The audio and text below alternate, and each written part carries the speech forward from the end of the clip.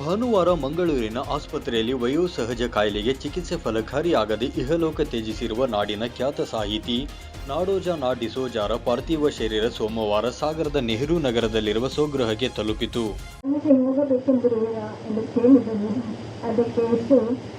ಈ ಸಂದರ್ಭದಲ್ಲಿ ಸಾಗರ ಮಾತ್ರವಲ್ಲದೆ ಜಿಲ್ಲೆಯ ಮೂಲೆ ಮೂಲೆಗಳಿಂದ ಅಗಲಿದ ಸಾಹಿತಿ ಅಂತಿಮ ದರ್ಶನಕ್ಕೆ ಸಾಹಿತ್ಯಾಭಿಮಾನಿಗಳು ಗಣ್ಯಾತಿ ಗಣ್ಯರು ದೌಡಾಯಿಸಿ ಪುಷ್ಪ ನಮನ ಸಲ್ಲಿಸಿದರು.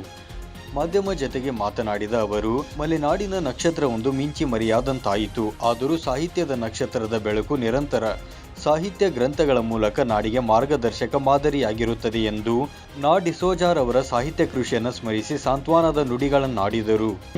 ಸಂತಸರ ಒಂದು ನೋವನ್ನು ಅಳಲನ್ನು ಅವರ ನಿಖರವಾದಂಥ ಲೇಖನದ ಮುಖಾಂತರ ಸ್ಪಷ್ಟವಾಗಿ ಇವತ್ತು ಸಮಾಜಕ್ಕೆ ಮುಟ್ಟಿಸಿದಂಥ ಒಂದು ಸಾಹಿತಿಗಳು ಕೇವಲ ಪುಸ್ತಕಕ್ಕೆ ಲೇಖನಕ್ಕೆ ಸೀಮಿತ ಆಗದೆ ಜೊತೆಗೆ ಹೋರಾಟಗಳ ಮುಖಾಂತರ ಕೂಡ ಆ ಸಂದರ್ಭದಲ್ಲಿ ಸರ್ಕಾರಗಳಿಗೆ ಎಚ್ಚರಿಸುವಂಥ ಕಾರ್ಯವನ್ನು, ಚುನಾಯಿತ ಪ್ರತಿನಿಧಿಗಳಿಗೆ ಎಚ್ಚರಿಸುವಂಥ ಕಾರ್ಯವನ್ನು ಗೌರವಾನ್ವಿತ ಡಿಸೋಜ ಅವರು ಅವರ ಜೀವನ ಪೂರ್ತಿ ಹೆಜ್ಜೆಯನ್ನು ಇಟ್ಕೊಂಡು ಬಂದಿದ್ದು. ಮತ್ತು ಸಹಜವಾಗಿ ಒಬ್ಬ ಸರ್ಕಾರಿ ನೌಕರರಾಗಿ ಸೇವೆ ಸಲ್ಲಿಸಿದಂಥ ಡಿಸೋಜರವರು ಹಾಗೆ ಜನರಿಗೆ ಹೋರಾಟದ ಮೂಲಕನೂ ಜನರಿಗೆ ನಾನು ಸಾಹಿತ್ಯ ಒಂದೇ ಅಲ್ಲ ಜನಪರವಾಗಿ ನಿಮ್ಮ ಜೊತೆಗೆ ಇರ್ತೀನಿ ಅನ್ನುವಂಥ ಸಾಮಾಜಿಕ ಕಳಕಳಿ ಇರುವಂಥ ಒಬ್ಬ ಮಹಾನ್ ವ್ಯಕ್ತಿಯಾಗಿತ್ತು. ಅದರ ಜೊತೆಗೆ ಅವರ ವ್ಯಕ್ತಿತ್ವ ಭಾಳ ಸಿಂಪಲ್ ಮನುಷ್ಯ. ಅವರೊಬ್ಬ ನೌಕರರಾಗಿ ರಾಜೀನಾಮೆ ಕೊಟ್ಟಾದ ನಂತರ ಈ ಸಾಹಿತ್ಯ ಲೋಕಕ್ಕೆ ಬಂದ ಮೇಲೆ ಅವರ ಜನಪ್ರಿಯತೆ ಭಾಳ ಎತ್ತರಕ್ಕೆ ಹೋಯಿತು. ಅವರು ಮಂಡ್ಯದ ಸಾಹಿತ್ಯ ಸಮ್ಮೇಳನದ ಅಧ್ಯಕ್ಷರು ಸಹ ಆಗಿದ್ದರು.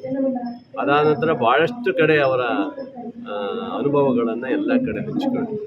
ಇನ್ನು ವಿಧಾನಸಭಾ ಮಾಜಿ ಅಧ್ಯಕ್ಷರು, ಮಾಜಿ ಸಚಿವರಾದ ಕಾಗೋಡು ತಿಮ್ಮಪ್ಪನವರು, ಶಿವಮೊಗ್ಗ ಲೋಕಸಭಾ ಸದಸ್ಯ BY ರಾಘವೇಂದ್ರ, ಶಾಸಕ ಗೋಪಾಲಕೃಷ್ಣ ಬೀಳೂರು, ಸಾಗರ ಉಪವಿಭಾಗಾಧಿಕಾರಿ ಯತೀಶ್ ಹಾಗೂ ತಹಸೀಲ್ದಾರ್ ಚಂದ್ರಶೇಖರ್ ಸೇರಿದಂತೆ ವಿವಿಧ ಅಧಿಕಾರಿಗಳು ನಾ ಡಿಸೋಜಾರ್ ಅವರ ಮನೆಗೆ ಆಗಮಿಸಿ ಪುಷ್ಪ ನಮನ ಸಲ್ಲಿಸಿ ಕುಟುಂಬಸ್ಥರುಗಳಿಗೆ ಹಾಗೂ ಸಾಹಿತ್ಯದ ಅಭಿಮಾನಿಗಳಿಗೆ ಸಾಂತ್ವನ ಹೇಳಿದರು.